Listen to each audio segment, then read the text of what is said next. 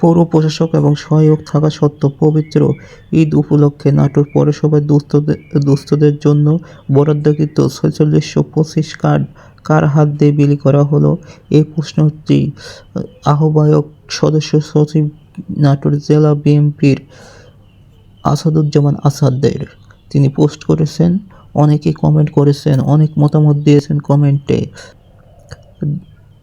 আমরা জানতে চাই, কমেন্টে লিখছেন অনেকেই জানতে চেয়েছেন এই তথ্যগুলো। গুরুদাসপুরেও একই অবস্থা বলছেন মিলন মাহমুদ গুরুদাসপুরের। আর ভালো হলো না দেশ, এরকম মন্তব্য করেছেন। সবই ঠিক আছে, এটাও মন্তব্য করেছেন। অনেকেই জানতে চেয়েছেন দেশ লুটপাট চলছে, এটাও অনেকে বলছেন।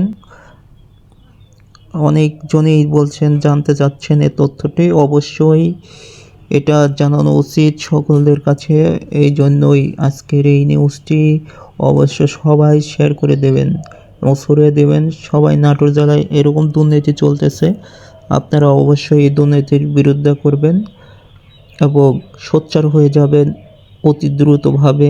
দ্বিতীয় স্বাধীনতার পর এরকম জুলাই আন্দোলন করার পরও যে এই লুটেরা এখনও রয়েছে, তাদেরকে প্রতিহত করতে হবে।